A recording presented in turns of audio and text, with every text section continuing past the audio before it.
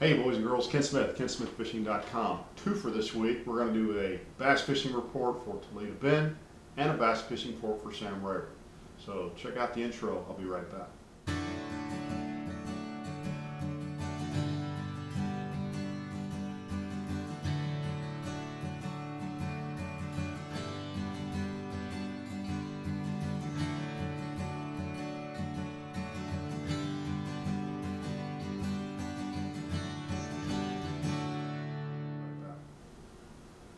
Alright, welcome back. Thanks again to my buddy Ken McDonald for giving me that music. I actually created it just for Ken Smith Fishing. So the picture you saw in the original screenshot, actually this picture right here, that is my old buddy Chet Slaydon from Louisiana. We met actually, he was my co-angler years ago. In a tournament, I think it was a Bassmaster Weekend Series event. I think I finished second fishing a trap at Rayburn, surprise. And we've just gotten to be good friends over the years. And he and Jerry Bailey, who owns Bass and Bucks over in, it's an outfitter over in Leesville, Louisiana. They fished a little tournament this weekend. It's a small tournament on Toledo Bend, excuse me. And they had over 24 pounds. I'll tell you how they caught them, but one of the best fish catch stories I've ever heard. So they pull up to their first spot, and I may not get this exactly right, but you'll get the gist of it. Pull up to their first spot, catch, I think, a fish or two, catch one flipping, catch a couple of other fish. And Jerry, whose biggest fish ever is like a 9-pounder, something a little over 9, Jerry hooks this fish on a swim jig on fluorocarbon line. And just before this, he had literally said he's using an older rod, a brand that he doesn't believe in anymore. And he said, I hope if I get a big fish on it, I don't break this rod. Bite, pow! Breaks the rod, line breaks too. They see the line swim off. Big fish comes up and jumps. Big fish comes up and jumps. Did it 3 or 4 times right there. They're trying to catch the line with other baits. They can't catch the line. Finally, the big fish doesn't jump anymore. They take off. They go to another part of the lake. They come back an hour later. They've called a couple of more times. They come back an hour later, and when they shut the boat down, big fish jumps again. So my buddy Chet said, let's not put the trolling motor down. Let's just drift in there. They drift in there. Big fish jumps. He extends out his lure retriever. On the second attempt, scoops the line, hand lines an 8.5 in with the swim jig stuck in her mouth. Once in a lifetime, we were laughing. There are no odds for something like that happening. Absolutely once in a lifetime. I hand lined a 4-pounder several years ago in a big tournament that broke my line, and my line piled up on top of the water, and I was able to catch that fish. But that's crazy. They won that tournament by over 10 pounds. Now, I didn't ask him where they fished because I don't want to know. I do know that most of those fish were shallow, and I know today he sent me some pictures. I mean, they whacked them again today. They whacked them again today. So the Toledo fish are starting to bite. My belief is most of these fish are shallow. What I will tell you about Chet, and I don't know Jerry well, I don't know Jerry at all, but what I'll tell you about Chet is, Chet spent enough time, his camp is down on the south end on the Louisiana side. And Chet's one of those guys, which there's a lot of these guys down there that have figured out that you can't go to the main lake ridge in Housing Bay and regularly catch them because of the pressure. So these guys fish little out of the way stuff, sort of featureless areas, mainly trying to manage the crowd more than really getting too worried about going to sort of the community holes on the lake.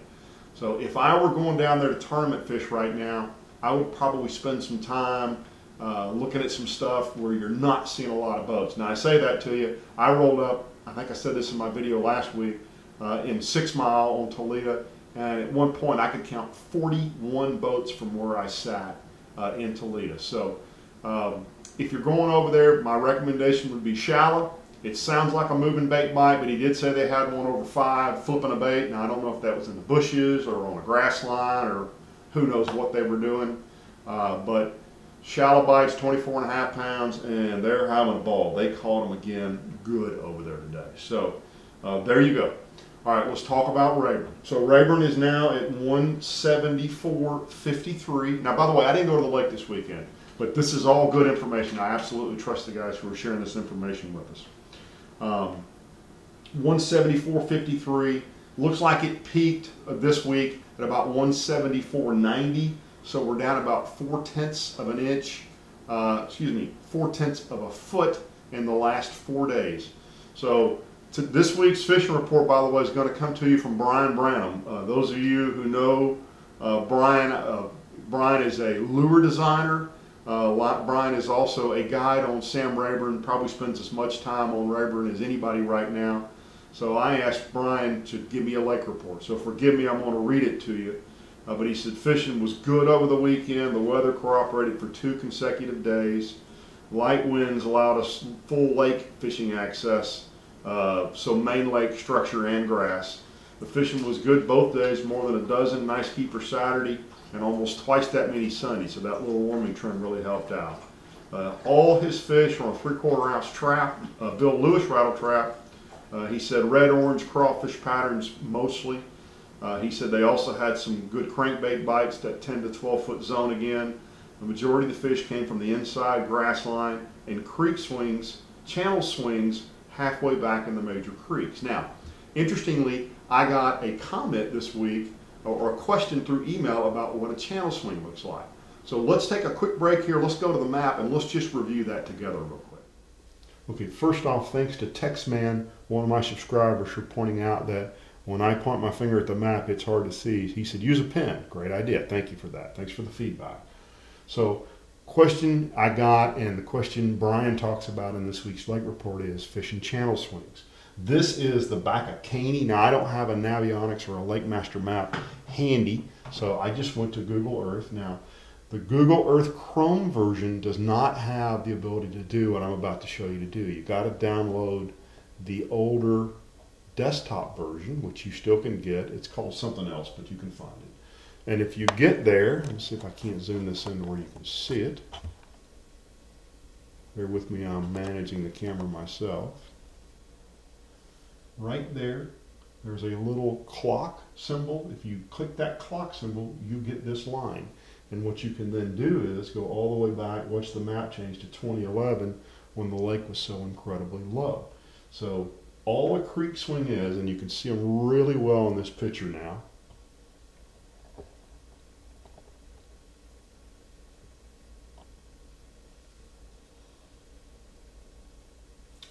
If you can see out here in the green, those are creek swings. The creek makes a swing, the creek makes a swing. There's a really good one down here. The creek makes a swing. Up here, creek makes a swing.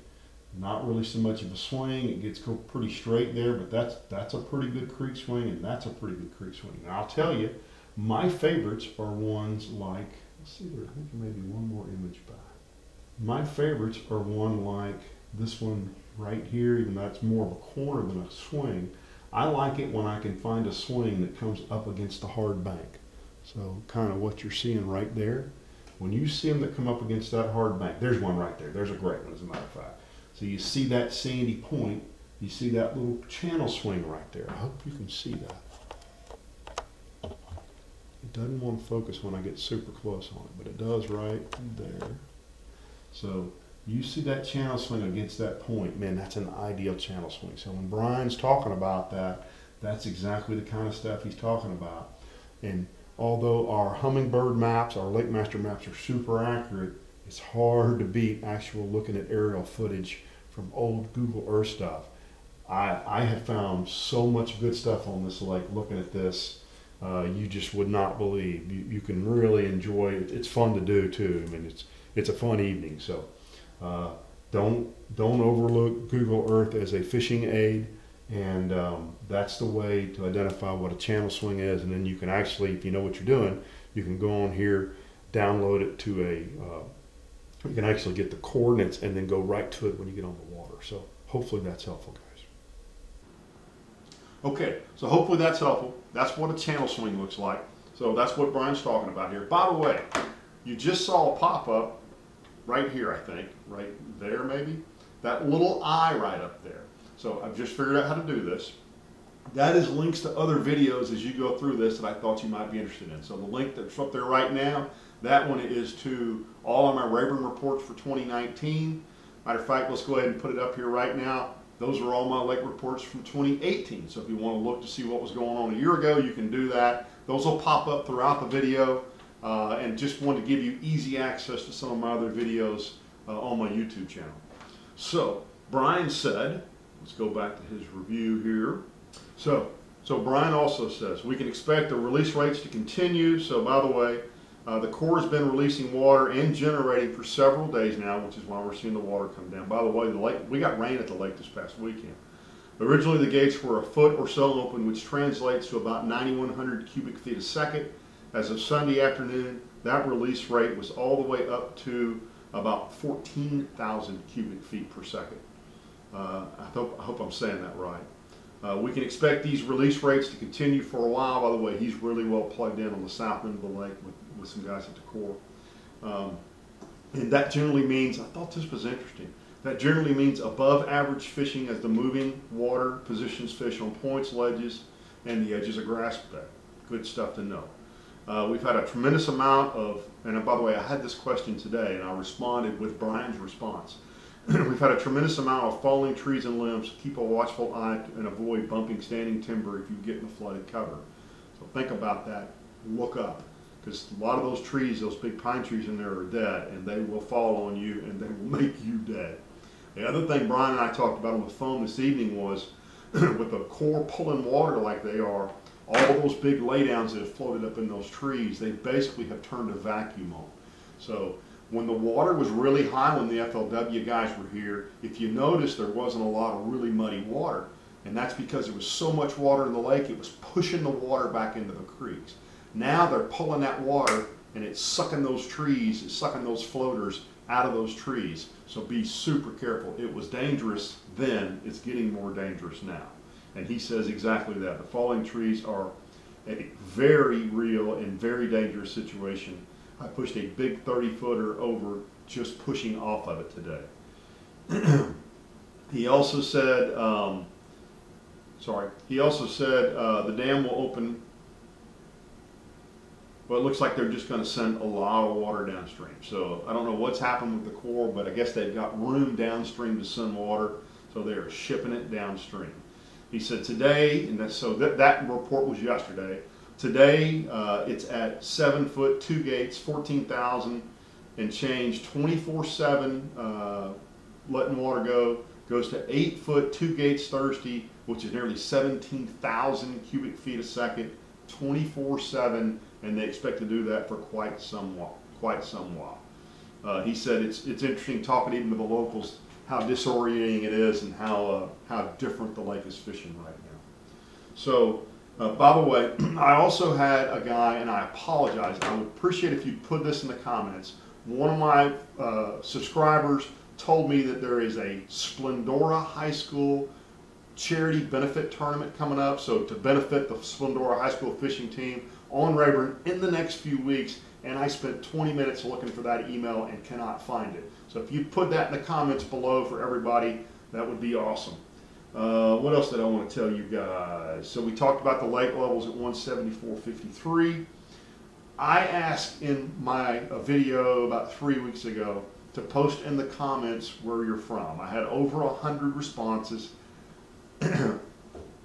I love this, and you don't have to watch this if you don't want to, but Mississippi, South Carolina, Indiana, lots of guys in Louisiana, including my favorite name of any town other than maybe one in Arkansas, but Houma, Louisiana, Chattanooga, Tennessee, Illinois, from Chicago, also from Nashville, Illinois, Grand Bay, Alabama, Georgia, Oklahoma, Grove, Oklahoma, Southeast Kentucky, North Carolina, Topeka, Kansas, California. We got guys watching us from California. Red Bluff, which I believe is on the north end of California, San Diego, and also Turlock, California. So welcome to all our California buddies out there. Scranton, Pennsylvania, Cleveland, Ohio, Omaha, Nebraska, Windsor, Colorado, North Carolina, Camden, Arkansas, which my family's from down around that area. My dad was born in Hope, just down the road there. My mom was born in Gurdon, right there as well.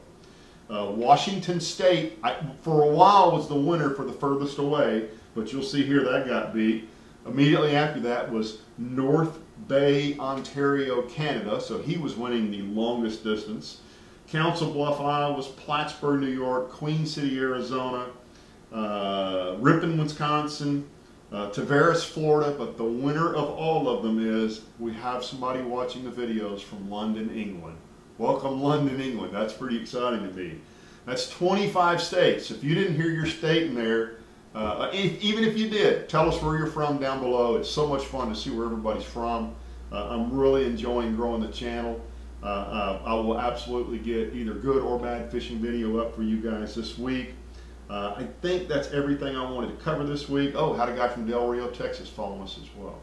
So fishing is getting better. As the water drops, interestingly, it's still so deep on Rayburn specifically, it's going to pull those fish out to the edge. Full moon is, I think it's the 19th, so I think we're 2 weeks away from the full moon. We're probably going to see some fish trying to come up shallow here to do the deal, even though it's February, on the February moon.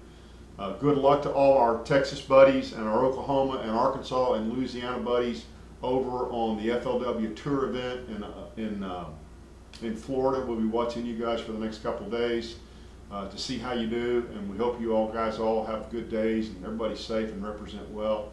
Thanks for tuning in, and we will get another video up for you guys hopefully this weekend. And drop us a note, let us know if you need to speak with me. My email address is kensmithfishing@outlook.com, and I try to respond real quick to my responses there, or on Facebook as well. Also, I'm on Instagram.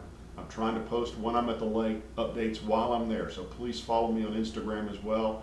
And if you don't subscribe, please do. Still over 80% of the people watching my videos don't subscribe. And obviously subscriber count helps me because YouTube sees that, and when you guys share my videos on Facebook, that tells those algorithms that I'm giving good content, and it helps me a ton. So much appreciation for anybody who is sharing these or hooking their buddies up with my videos. I can't tell you how much I appreciate that, how much fun I'm having. And all the guys, you know, I was at Academy in Dallas the other day, and I heard two guys on the aisle over talking about my fishing channel. So I hope I'm making a good impact. Thanks for all the great feedback. We'll see you guys soon.